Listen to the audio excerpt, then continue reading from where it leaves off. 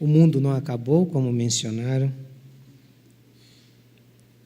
e eu estou aqui para refletir com os irmãos, e como chegou essa semana uma pessoa e disse, se continuar nesse batidão que você está indo, até o final do ano a gente fecha para balanço. Dando uma peneirada boa, né? Mas aqueles que são do Senhor, o Senhor trará, e aqueles que querem realmente um compromisso com as Escrituras, aqui ficarão. E os que não querem, que Deus os abençoe e os desperte, para que encontrem um lugar que satisfaça os desejos do coração de cada um, não é? Hoje eu quero sequenciar a reflexão em Efésios e nós observaremos o verso de número 4. Então, Emerson, se você puder um pouquinho de retorno aqui para mim. O verso 4. E o nosso foco do verso 4 serão nas duas expressões que vão apontar duas doutrinas. Aqui nós vamos encontrar Paulo usando duas expressões para falar de uma doutrina que, a meu ver, ela é rejeitada por muitos e mal interpretada por outros tantos. Tá bom, Emerson, muito obrigado. Mal interpretada por um tanto de pessoas e mal vista por um outro número grande. Eu falo da doutrina da eleição e da santificação. E é engraçado quando nós observamos o contexto político nosso, que é um contexto democrático. Nós temos o direito, como seres humanos, de eleger quem bem queremos, não é? E quando eles são eleitos, eles exercem sobre nós e requerem de nós condições que são impostas a mim e a você. E agora, quando nós nos dirigimos ao Criador de todas as coisas, a nossa mente não quer conceber que Ele, como Criador de tudo, pode eleger, pode escolher. Nós, criaturas, elegemos, escolhemos. Mas o Criador, não, isso não é possível. Isso não pode. Ele não pode eleger, Ele não pode escolher e Ele não pode requerer de nós um princípio que vem junto com a eleição. Isso nós não permitimos. Triste é isso para nós, porque nós nos rendemos à corte brasileira e não queremos nos submeter à mais alta corte celestial, a Santa Trindade. É daqui que talvez aconteça os maiores desvios. É desse ponto.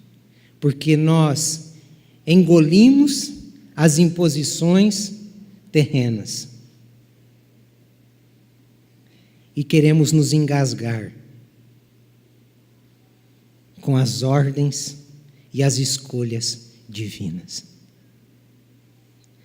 Então, nestas duas expressões de Efésios 1, verso 4, que o Rafael vai fazer a leitura, nós vamos focalizar nas duas expressões para tirarmos as duas doutrinas. Por favor, pode fazer a leitura.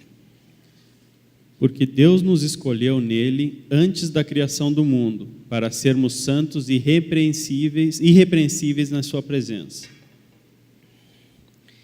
Porque Deus nos escolheu nele antes da fundação do mundo, para sermos santos, irrepreensíveis em sua presença.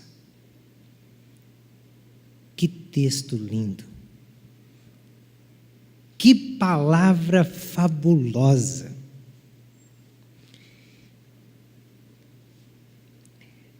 Paulo vai apresentar aqui a mim e a você e a todos os leitores das Sagradas Escrituras uma cadência textual muito simples, muito singela, valendo-se lembrar que o eixo central deste capítulo 1 é o verso 4. Então, ele cadencialmente coloca as ideias, dividindo a ordem do plano elaborado pela Santa Trindade. A ordem é, verso 4 a 6, o que Deus fez. Dos versos 7 a 12, a participação do Filho. E do verso 13 ao 14, a aplicação, a atuação do Santo Espírito na obra ou no plano de redenção. Esta é a cadência do texto. Paulo não usa mimimi, ele vai direto. É assim que aconteceu a eleição, é assim que Deus resolveu, no plano com a Santa Trindade, salvar o mais vil pecador, salvar a mim e a você. Foi assim. Deus escolhe, o Filho morre, o Filho paga e o Espírito convence e faz a obra. E a glória é para Deus o Pai que planejou, para Deus o Filho que ressuscitou, que nos comprou, e para Deus o Espírito que nos vivificou. A cadência do texto é essa.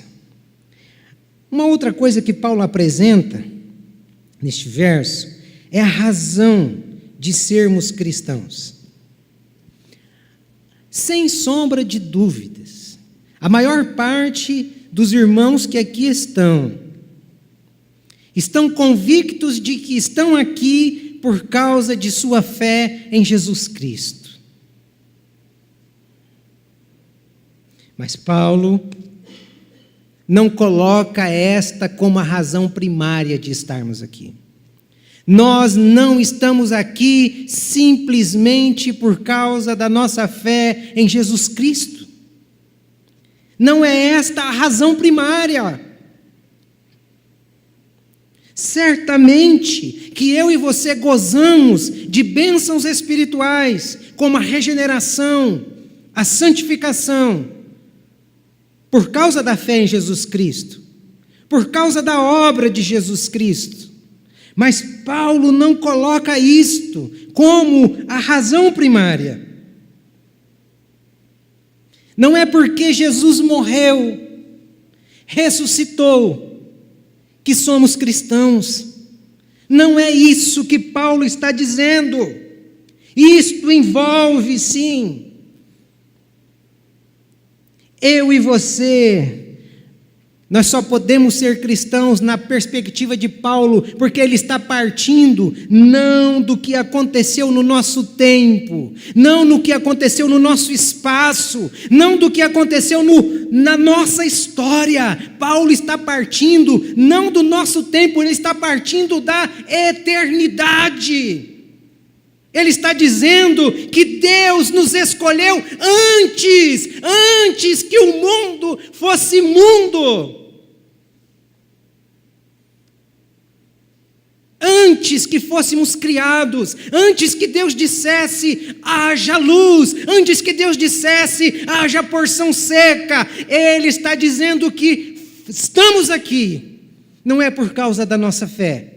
Estamos aqui não é por causa simplesmente da obra de Cristo, estamos aqui porque Deus nos escolheu e enviou o Filho, e o Espírito nos convenceu. É por isso que nós estamos aqui. Nós desviamos desta verdade a partir deste ponto. Mesmo olhando para esse texto com a Bíblia aberta, nós não queremos acreditar no que Paulo está falando.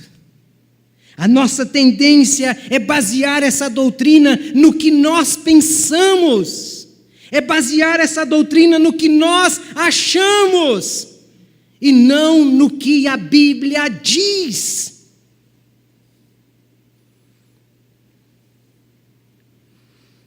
O motivo de estarmos aqui, eu quero que você entenda muito bem, envolve sim a obra de Cristo, envolve sim o convencimento do Espírito Santo que nos rendeu a entrega, envolve, mas estamos aqui nesta noite porque Deus resolveu assim. Lembre-se, não há ninguém que busque a Deus. Você acha que nós estamos aqui porque nós queríamos buscar Deus? Não, não é essa a verdade que Paulo está dizendo. Por que muitos nesse momento, pense, por que muitos nesse momento, como eu e você, muitos nesse momento estão na frente de um televisor, assistindo talvez o Fantástico, o Domingo Espetacular, talvez eles estão num show, lá no Rock in Rio, não sei se já acabou, talvez eles estão lá. Outros estão num teatro, numa danceteria, num boteco, numa roda de samba.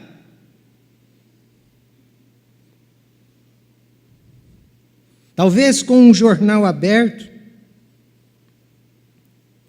E você acha que nós estamos aqui porque nós queríamos?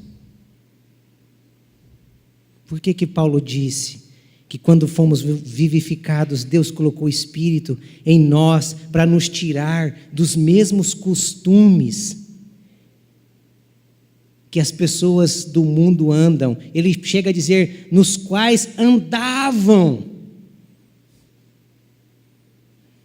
Nós estamos aqui, irmãos, é porque Deus nos chamou. É porque Deus soprou entendimento em nossa mente. A Bíblia é muito clara. Todos nós estávamos cerrados embaixo da ira de Deus. Todos nós estávamos atolados na lama fétida do pecado. Se não for a Deus estender as suas mãos para nos tirar de lá, lá ainda estaríamos, como muitos que conhecemos estão.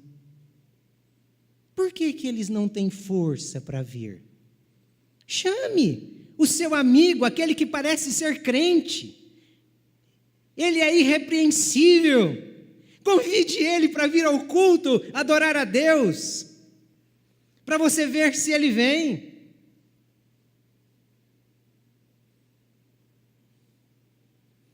Tudo o que acontece é para glorificar Jesus, é para glorificar o Pai.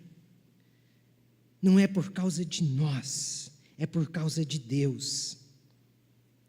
Há somente duas explicações para essa doutrina da eleição. A primeira, se você preferir, é essa do verso 9 que o Rafael vai ler.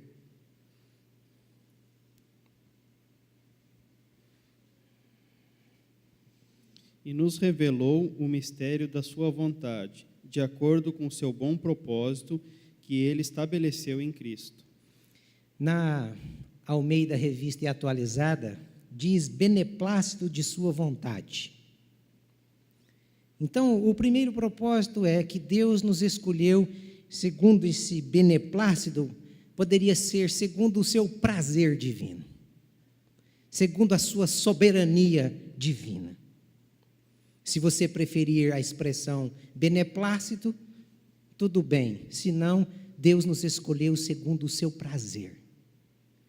E na NVI vai dizer que isso é um mistério. Nós não conseguimos explicar. Na carta de 1 de Pedro, lá na frente nós vamos ler, a primeira epístola, vai dizer que Deus nos escolheu segundo a sua presciência. Segundo a sua presciência. Só que entre a presciência e entre o beneplácito de sua vontade, ou o prazer de sua vontade,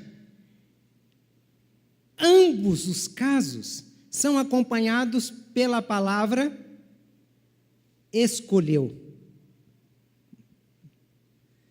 Ele escolheu, de acordo com o seu prazer ou sabendo quem iria crer nele. Ele escolheu. Já quebra todo o princípio humano de dizer que escolhemos. Ele nos escolheu. Foi Ele. A glória, então, é para Ele. Agora, como vamos compreender algo tão imenso, tão infinito, subindo ou querendo subir nas nossas asas, minúsculas, a alturas que não alçam os nossos voos até lá? Nós não conseguimos compreender essa verdade, porque Paulo chega a ponto de chamá-la de mistério. Então, diante dela, resta-nos apenas reverenciar, adorar e aceitar aquilo que as Escrituras dizem acerca desta maravilhosa e saudável doutrina. A primeira expressão revela-nos a doutrina da eleição. Esta é a doutrina fundamental para que desempenhamos uma vida cristã saudável. Preste atenção na frase grifada. Deus nos escolheu nele antes da criação do mundo. Aqui precisamos fazer uma consideração muito importante. Olhando para esse texto, eu consultei o Pasquale essa semana, Rafael, bom de português. Quando tiver dúvida de português, pode ligar para o Rafael, que ele é ótimo para tirar dúvida de português. Olhando para esse texto, você enxerga Paulo trazendo aqui argumento ou afirmação? Paulo está argumentando ou Paulo está afirmando? Um texto argumentativo é aquilo que penso, é aquilo que acho, é aquilo que tem efeito para tentar convencer. Isto é um texto argumentativo. Paulo não está tentando convencer os irmãos de Éfeso.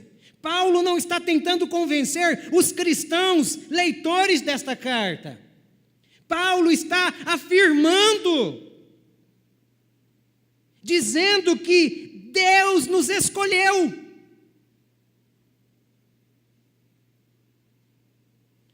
Aqui é uma afirmação inquestionável. Esse texto, ele é indiscutível. Nós é que queremos argumentar. E a própria Bíblia não argumenta sobre essa doutrina. A própria Bíblia coloca-nos diante desta doutrina como uma afirmação divina. Divina. E eu separei 2 textos para a gente, na verdade são 3, para a gente perceber a postura da eleição na Bíblia. Como é que a Bíblia se coloca diante dessa doutrina? A primeira postura é que ela nos repreende, ou ela repreende os questionadores. Se você pega o texto de Romanos, capítulo 9, do verso 19 ao verso 24, é um texto um pouco extenso, nós não vamos fazer a leitura, mas vamos focalizar o verso 20. Perceba o que é que a Bíblia diz quando queremos questionar essa doutrina. Por favor. Quem és tu, ó homem, para discutires com Deus? Porventura pode o objeto perguntar a quem o fez? Por que me fizeste assim? Aqui está falando de vasos para honra. Vasos feitos para honra e vasos feitos para desonra. Paulo, nas Sagradas Escrituras, além de mostrar a nós a repreensão bíblica e a desaprovação dos nossos questionamentos, ele faz questão de mostrar a nós qual é o nosso relacionamento com o Criador. O nosso relacionamento com o Criador é diferente do que pensamos. Ele usa uma metáfora para dizer que o nosso relacionamento com o Criador é o mesmo de um tijolo, de uma lajota com o oleiro. É assim que nós nos relacionamos. Quando queremos questionar Deus, é como se o tijolo estivesse dizendo para o oleiro: mas por que você me fez chatinho assim? Ou a lajota: por que tu me fizestes com 6 furos? Ou a meia lajota: por que me fizestes menorzinho? Este é o relacionamento. E nós queremos insistir, questionando Deus, com essa mente anã, finita, querendo colocar uma mente infinita, eterna,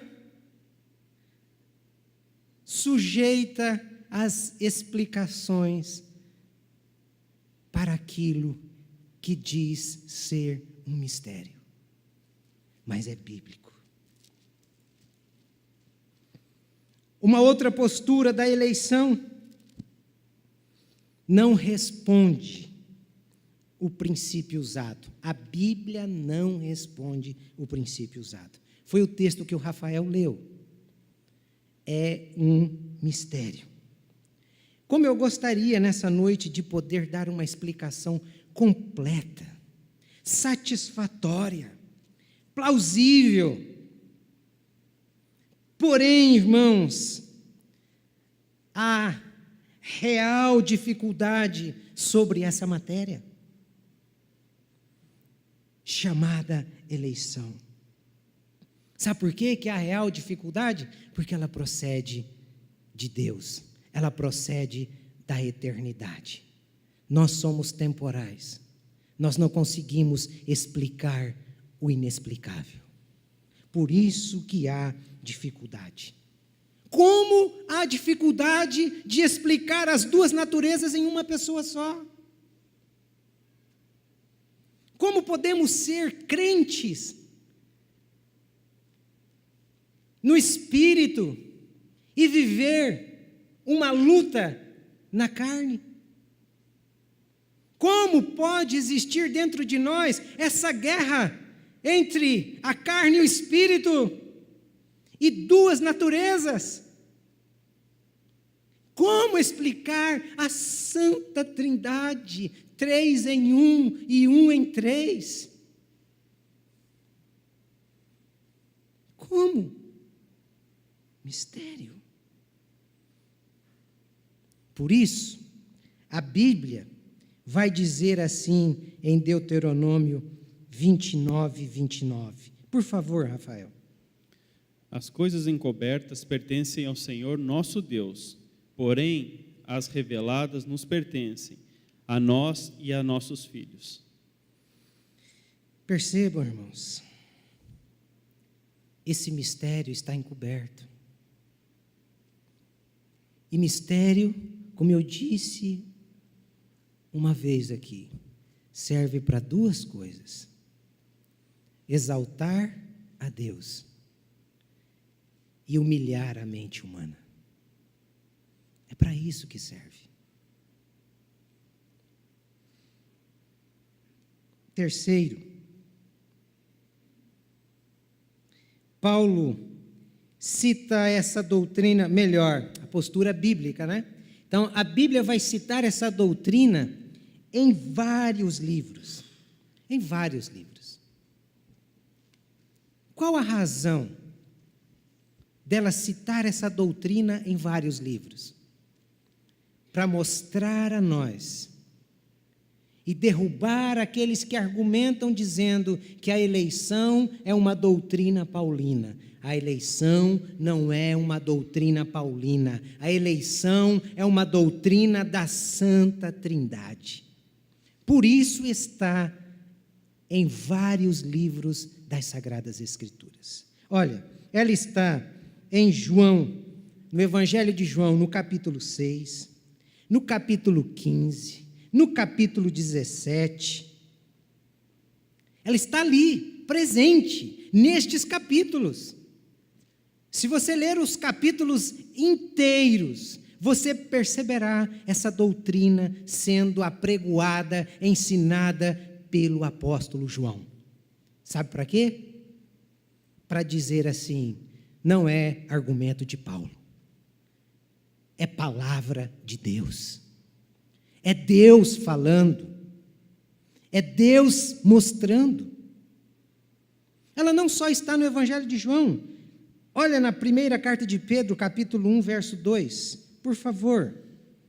Eleitos segundo a presciência de Deus Pai, em santificação do Espírito para a obediência. Percebam? Eleitos segundo a presciência de Deus, em santificação do Espírito para a obediência. Percebam, em todos os escritores, ainda que um trabalhe a soberania e o outro a presciência, há essa forma de que os eleitos foram separados por Deus, foram postos à parte para a santificação através do Espírito Santo. Agora, deixe-me fazer uma pergunta. A separação, se ela vem antes da nossa obediência e da fé, qual a razão se a obediência e a fé, ou se a nossa separação não tivesse acontecido, melhor, se a nossa separação não tivesse acontecido antes da nossa fé, qual a razão da obra regeneradora de Cristo? Se eu tivesse crido, se eu tivesse manifestado fé antes de ter sido regenerado, qual a necessidade de ter acontecido a regeneração em mim? Quando Paulo está demonstrando isso daqui, é como se nós pensássemos num parto. A criança só pode mamar depois que nasce, depois que ela sai do ventre. A regeneração é isso, é a criança saindo e a fé sendo plantada, a fé como se fosse o leite materno. Eu preciso primeiro ser regenerado, eu preciso primeiro nascer de novo, para então essa fé ser plantada, ser manifestada em minha vida. Esta é a verdade. Apesar de não gostarmos dela e acharmos essa doutrina um insulto à nossa mente, mas esta é a verdade. E o homem natural, ele odeia, ele detesta, ele abomina essa doutrina por uma razão, porque ela mostra a nossa condição sem Cristo. Ela revela exatamente a nossa natureza e a consequência do pecado em nós, que nos separou, que nos afastou, que nos tirou da presença de Deus, que nos levava a fugir de Deus. E por nós mesmos nós não conseguiríamos chegar a Ele. Outros crentes querem assassinar essa doutrina, dizendo que ela não dá margem para a evangelização. Mas quem conhece essa doutrina profundamente sabe que Deus escolheu uma forma para salvar o ser humano. Qual foi? Através da pregação do Evangelho. É através da pregação que Deus chama. E em obediência, aqueles que foram eleitos, alcançados pelo Senhor, precisam pregar, precisam evangelizar, e em obediência não podem negar esta doutrina, pregando o Evangelho, e somente aqueles que o Senhor verdadeiramente chamar, estes virão através da pregação da palavra de Deus. Agora, uma coisa eu preciso deixar claro: a nossa salvação não depende da compreensão, da aceitação desta doutrina. A nossa salvação depende do arrependimento que o Espírito coloca e da plena confiança na obra regeneradora do Espírito Santo e da nossa plena confiança na obra de Cristo. Agora, é certo que se compreendermos essa doutrina, nós descansaremos numa verdade eterna. Como descansaremos? Porque nós não seremos omissos. Como um agricultor sabe que quem dá a colheita do cereal é Deus, ele não se acomoda. Ele começa a tombar a terra, a gradear a terra, a semear a semente. Ele faz a parte dele, mas ele sabe que quem faz a semente nascer e quem faz a semente crescer é Deus. Por isso, quem compreende essa doutrina jamais se jactanciará diante de Deus, dizendo: eu ganhei tantas almas. Eu ganhei tantas almas.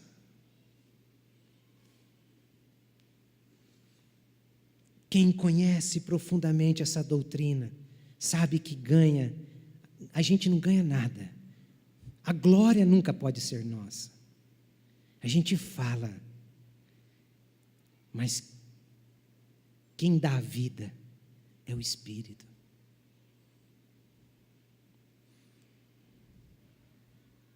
A glória tem que ser para Deus. Eu prego, eu falo. Quantas pessoas que já desceram as águas do batismo, e eu nunca poderei dizer: esta alma eu ganhei para Jesus. Mas posso dizer: olha, fui um instrumento de Deus para pregar o Evangelho, e o Espírito deu vida àquela pessoa. De quem é a glória? De Deus. Essa é a diferença daquele que compreende essa doutrina. Ele descansa, como diz Paulo aos Coríntios: um plantou, outro regou, mas quem deu o crescimento? Deus. Glória, pois, a Deus. A segunda expressão revela-nos a segunda doutrina.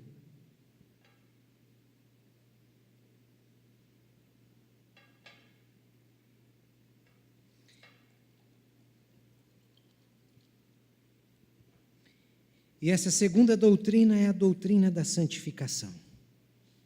Percebam, eleição e santificação. Paulo não separa essas doutrinas. Elas são casadas, eternamente casadas. Eu projetei na Almeida Revista e Atualizada. Faça essa leitura, tem uma diferença, tem um acréscimo no texto, que é essa última parte, após a vírgula, perante Ele em amor. Por favor. Porque Deus nos escolheu nele antes da criação do mundo, para sermos santos e irrepreensíveis perante Ele, em amor. E em amor. Percebam? Jesus veio a esse mundo e realizou a obra que lhe competia em favor. Preste atenção, ele veio a este mundo, realizou a obra que lhe competia em favor das pessoas que Deus lhe deu, que o Pai lhe deu, através do Espírito Santo.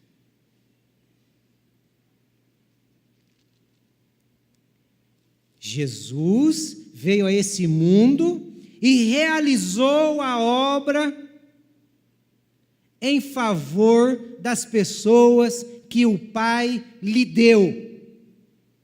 Lembram que Deus deu um povo ao Filho. Quando você percebe naquela divisão do Efésios capítulo 1, o que Jesus faz, ali fica muito claro, Deus dando um povo ao Filho, e o Filho se sacrificando por esse povo, se responsabilizando por este povo, representando este povo, e o Pai garantindo perdão a este povo por causa da obra do Filho. Mas para não ficar só em Paulo, vamos ver o que João diz. É por eles que eu rogo, não rogo pelo mundo, mas por aqueles que me deste, porque são teus. Precisa explicar esse texto? Precisa explicar? Eu estou rogando não pelo mundo. Morri, sacrifiquei, substituí quem? Aqueles que me destes. É por estes. É por estes. E tudo o que fiz porque eles são teus. Isso não é um insulto? É óbvio.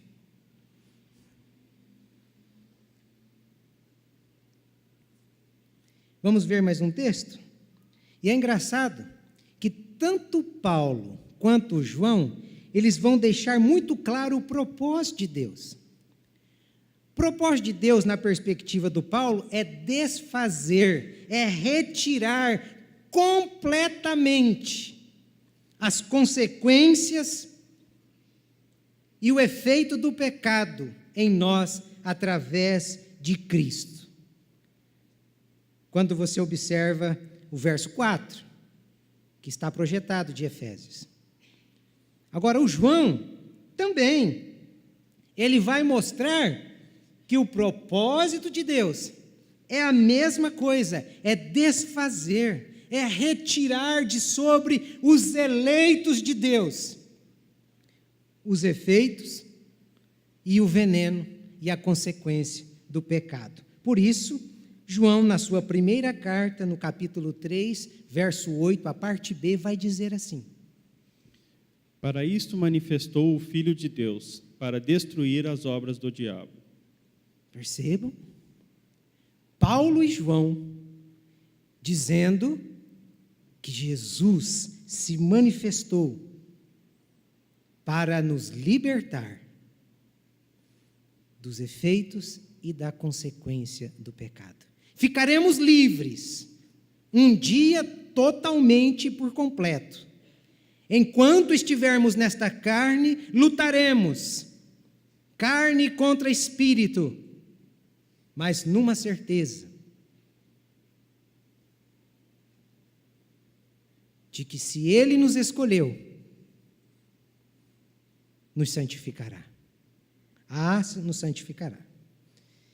Então, Paulo vai usar aqui 3 expressões para expor essa doutrina da santificação. Neste verso, 3 expressões. A primeira, para falar em sua plenitude. Então, Paulo quer expor essa doutrina em sua plenitude. Aí ele usa 2 expressões: sermos santos e irrepreensíveis. 2 palavras falando da mesma coisa. Santidade e ser irrepreensível, ele está usando 2 palavras para falar de uma verdade, mas com foco diferente, para mostrar a nós que santidade é algo interno, mas não é só interno. Ela também é vista externamente, através da palavra irrepreensível. Então, Paulo está usando isso para fazer a diferença e conscientizar todo cristão que santidade é algo que precisa começar em nosso coração e é algo que precisa ser manifestado através das nossas atitudes, interna e externamente. Ele desenvolve essa ideia em Efésios, na própria carta, no capítulo 5, no verso 27, quando ele vai dizer assim: E apresentá-la a si mesmo como igreja gloriosa, sem mancha, nem ruga ou coisa semelhante, mas santa e indesculpável. Inculpável, caso. Isso. Então, percebam, gloriosa e santa é um aspecto interno. Sem mácula e sem ruga é um fator externo. Agora, sabe qual é o grande problema aqui? É que nós valorizamos aquilo que é externo, aquilo que aparenta. E nós achamos que, por aparentar, estamos agradando a Deus. Quantas pessoas, talvez você conhece, dentro de uma religião, que é irrepreensível? Eu conheço alguns católicos irrepreensíveis. Fator externo. Mas internamente, podem ser reprovados. Por quê? Porque não nasceram de novo. Como existem dentro da igreja cristã evangélica, protestante, gente irrepreensível no caráter, paga as contas em dia,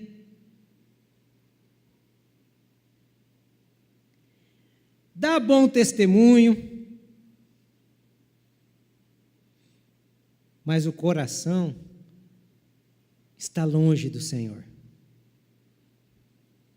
Não ama as Escrituras, não tem comunhão com Deus. Quer um exemplo de alguém que conhecia as Escrituras e estava reprovado diante do Senhor? O próprio Paulo. Quem está escrevendo isso daqui é uma pessoa que chega ao ponto de dizer: quando era fariseu, eu era irrepreensível.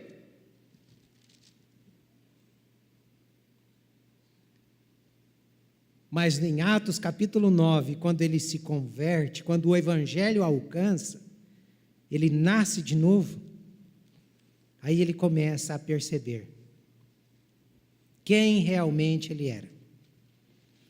Aí já muda o discurso, já vai dizer para Timóteo, na primeira carta, no capítulo 1, no verso 15, que é o principal dos pecadores. Espera aí, até agora há pouco, quando você estava na religião, você era irrepreensível, e agora você está dizendo que é o mais vil pecador?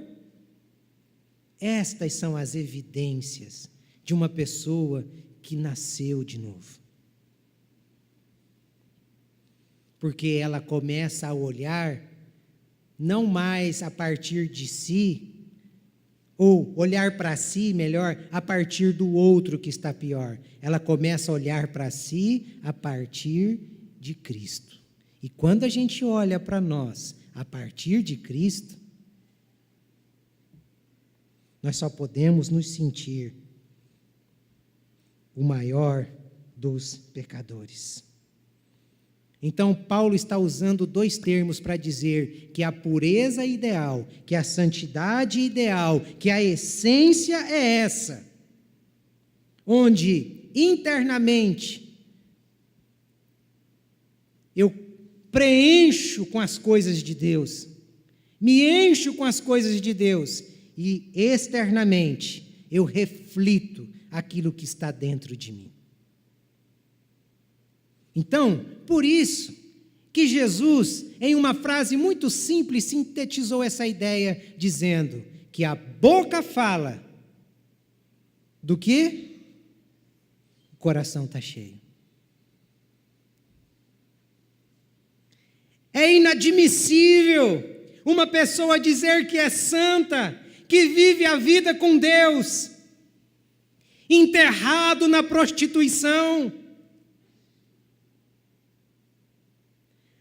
vivendo no adultério, roubando a paz, semeando tristeza, rancor. É impossível dizer que nasceu de novo, que tem a vida de Deus, mas vivendo como um diabo encarnado.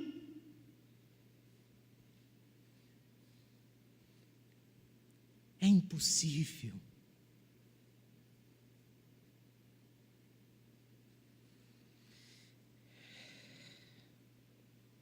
A outra expressão, perante ele, justamente aqui, Paulo está usando essa expressão para expor essa doutrina não só em sua plenitude, mas em nossa consciência. Sim, em nossa consciência. Por quê? Porque nós sabemos que santidade, além de ser um atributo de Deus, é a essência de Deus.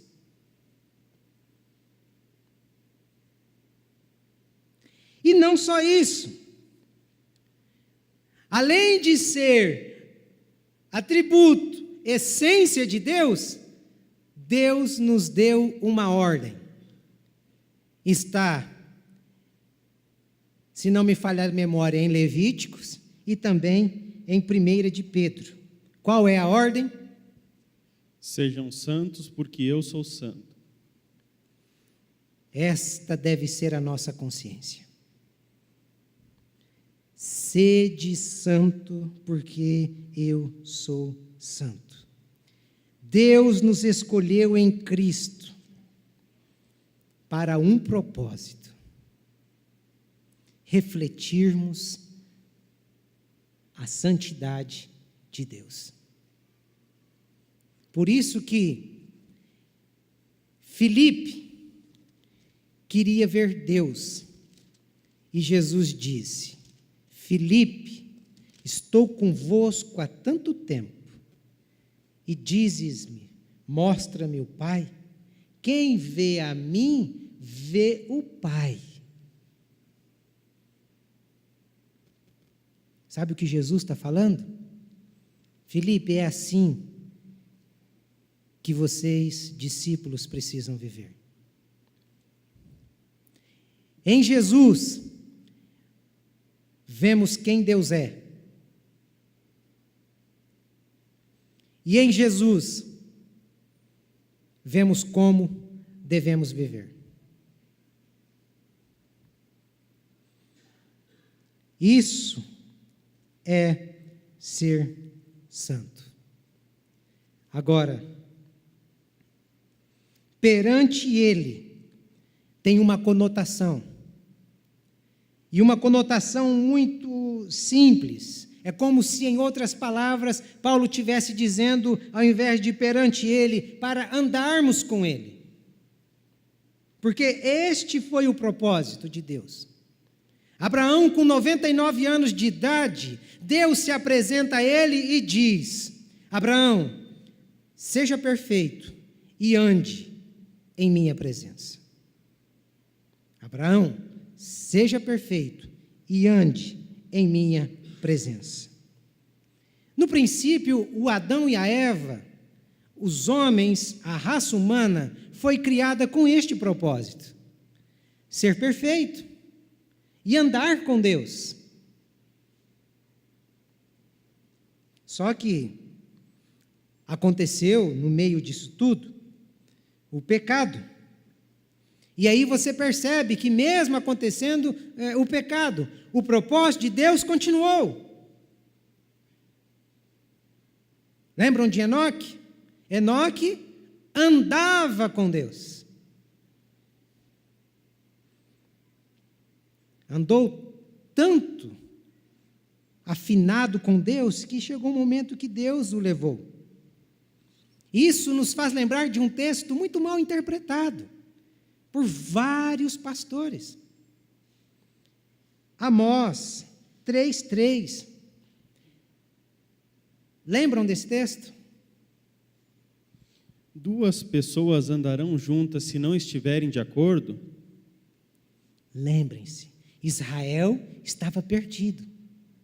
O profeta, representando Deus, se dirige ao povo de Israel dizendo: como poderão andar dois juntos se não estiverem de comum acordo? Qual era o acordo?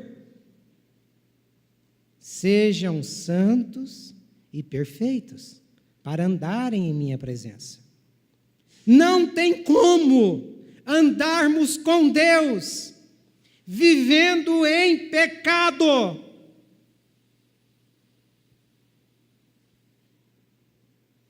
É isso que Deus está dizendo ao povo de Israel. É isso que as Sagradas Escrituras está dizendo a mim e a você. Não tem como. Ontem eu cheguei num ambiente, saí tão triste, mas tão triste, de ver uma pessoa que se diz eleito, com os olhos mole, a língua pesada, embriagado.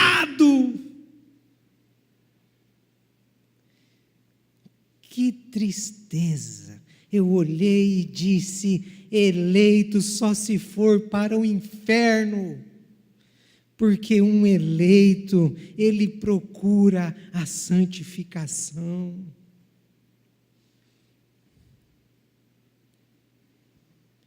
Parece que um marimbondo havia ferroado a língua dele, estava pesada. Que eleito o quê? Que vergonha. Ai, irmãos. A terceira e última expressão. A intenção de Paulo na exposição dessa doutrina é em sua essência. Em amor. E é engraçado, não vou entrar nesse detalhe porque já falei sobre esse amor na aula de domingo retrasado, de domingo passado, melhor, de Tessalonicenses. E aqui você percebe que Paulo, ele usa essa expressão em amor no mesmo sentido de Romanos 13:10. Portanto, o amor é o cumprimento da lei. O amor é como se Paulo estivesse dizendo, é o oposto do ódio. O amor é o oposto da inimizade. O amor é o oposto da contenda. O amor é aquele que abre mão para sofrer.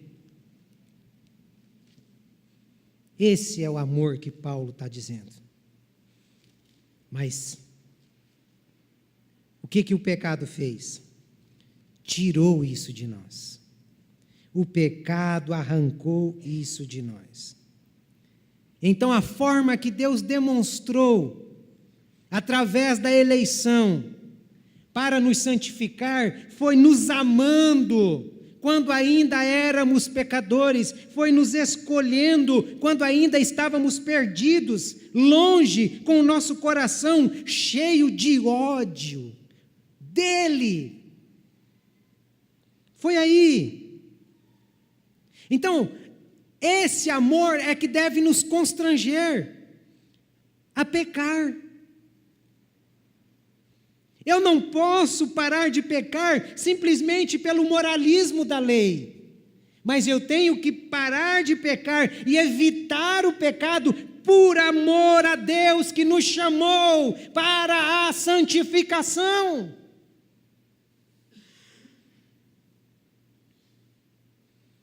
Se não for assim, irmãos, não funciona. Você pode abrir em 1 Coríntios capítulo 6, por favor, Rafael. 1 Coríntios capítulo 6. Eu não projetei esse texto, mas veio ele aqui à mente. Eu não sei se é o verso 9 e 10.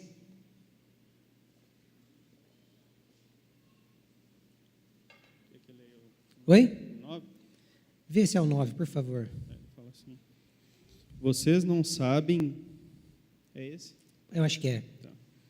Vocês não sabem que os perversos não herdarão o reino de Deus?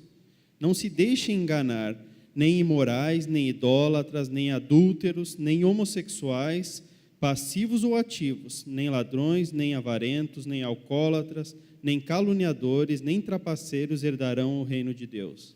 Está aí. Está claro. 1 Coríntios capítulo 6, verso 9 e verso 10. A vida de santificação, ela é uma vida que elimina estas evidências. Se isto daqui estiver sobressaindo em minha vida e em sua vida, é uma demonstração de que nós não fomos regenerados. Como pode alguém dizer que ama a Deus e ser um avarento? Como pode alguém dizer que ama a Deus e ser um idólatra?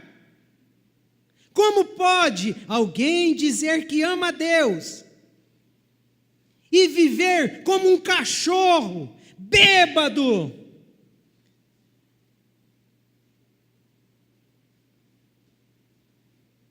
Como pode uma pessoa dizer que ama a Deus e viverem adultério. Como pode uma pessoa dizer que ama a Deus e ser perverso no coração? Ser mau, ser diabólico, querer ver a desgraça do outro. Como pode? Precisa ser regenerado. E aqui a gente percebe que o amor de Deus nos mostra o que é que o pecado fez no nosso coração. E ao mesmo tempo mostra o que Deus fez em Cristo para restaurar o propósito final, que é a santidade, a comunhão com Deus. E essa é a nossa maior necessidade, provarmos o amor de Deus. E aqui eu concluo. Eleição e santificação é casamento eterno. Se é casamento eterno, é completamente errado nós pensarmos, crermos e dizermos que Deus nos elegeu, mas ainda nós não entramos no caminho da santificação. Totalmente errado. Totalmente errado. Não há possibilidade alguma de termos sido justificados e ao mesmo tempo não decidirmos pela vida de santificação. Sabe por quê? Santidade é o princípio, salvação é o fim. Primeiro, Deus nos regenera para sermos santos. Esse é o princípio. O fim é a salvação. E o que o diabo faz? Ele inverte. Diz a você assim: você é salvo, continua vivendo do jeito que você está. Não, Deus na palavra está dizendo: você é santo, e essa santidade te leva à salvação. O que te mostra, o que demonstra que você é salvo, é a vida santa que você leva. Esse é o processo. Por isso que 1 Coríntios capítulo 6, 9 e 10, a gente só pode entender assim: santidade como princípio e salvação como fim. Então, aqueles que se gabam e se esbaldam na vida de pecado, de fornicação, de todo tipo de pecado, aqueles que se esbaldam nessa vida, eles estão demonstrando literalmente que estão enganados por Satanás, por sofismas.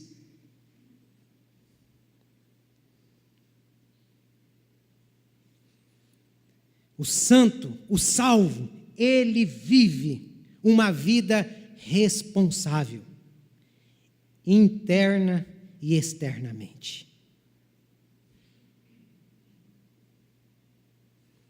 Você conhece uma mulher santa, externamente e internamente?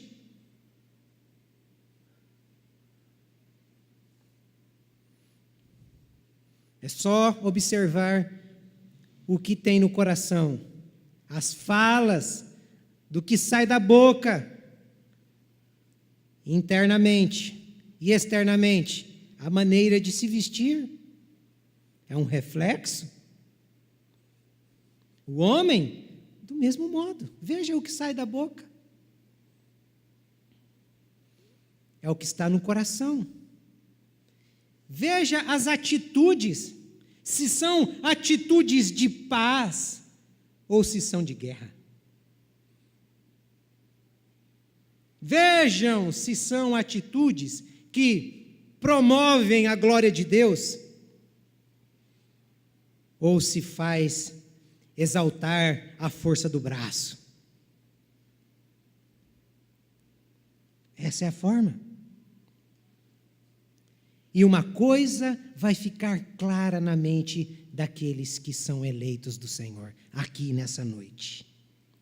O eleito pode até pecar, mas ele não vive no pecado.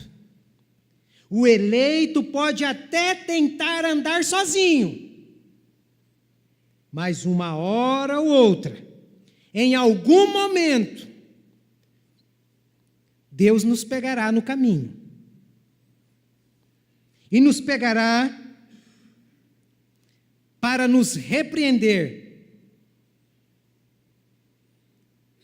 severamente, se não quisermos mudar o caminho. Quer ver? Hebreus, capítulo 12, verso de número 6. Pois o Senhor disciplina a quem ama e castiga todo aquele a quem aceita como filho. Percebem duas palavras? Ele disciplina e castiga. Rapaz, é duas palavras dificílimas. Disciplina e castigo. Deus castiga? Castiga. Não sou eu que estou dizendo, é as Escrituras.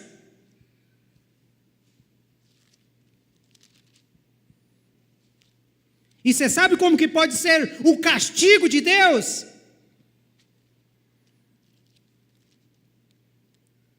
O castigo de Deus pode vir através de arruinar os nossos negócios.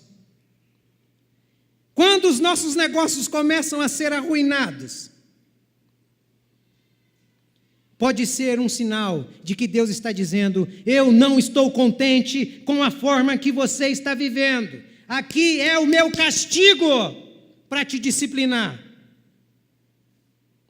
Pode vir, se preciso for, na nossa saúde. Vem? Claro que vem.